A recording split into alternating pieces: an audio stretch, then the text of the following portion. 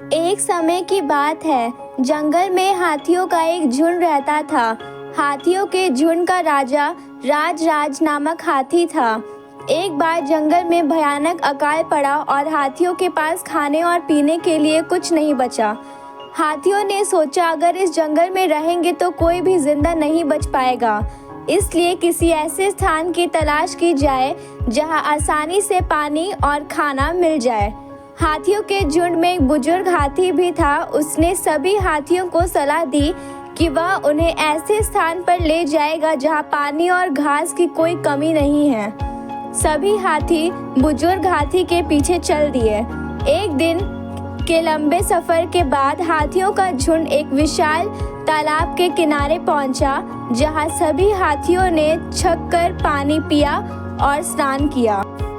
उसी तालाब के पास चूहों का एक समूह रहता था और समूह का राजा मूषक राज था। चूहों के घर हाथियों के रास्ते में आ जाने के कारण हाथियों के पैर तले कुचलने से कई चूहों की मौत हो गई और कई घायल हो गए। चूहों की ऐसी हालत देखकर मूषक राज को बहुत दुख हुआ।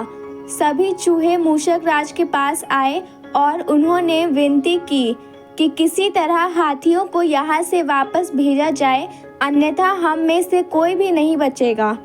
मूषक राज को समझ में नहीं आ रहा था कि इस समस्या से कैसे छुटकारा पाया जाए।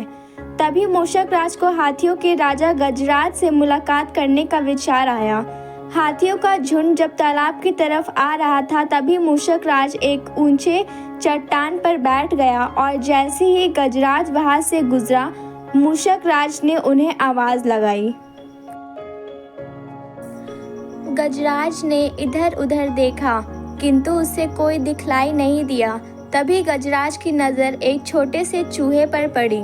मूषक राज ने अपना परिचय देते हुए गजराज को सारी समस्या से अवगत कराया और बतलाया कि अगर हाथियों का झुंड यहाँ से थोड़ी आगे चला जाए तो उन्हें पर्याप्त पानी भी मिल जाएगा और चूहों की जान भी नहीं जाएगी।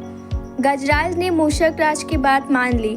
मूषक राज ने गजराज से कहा, जब भी आपको हमारी आवश्यकता पड़े हमें अवश्य याद करिए।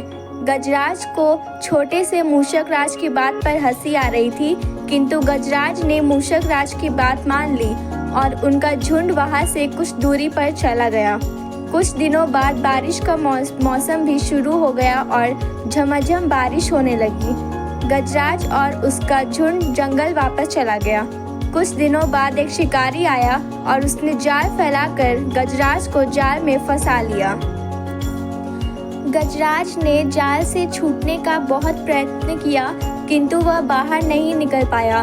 तभी गजराज को अपने मित्र मूषक राज की याद आई और उसने अपने एक साथी को तुरंत ही मूषक राज के पास संदेश लेकर भेजा।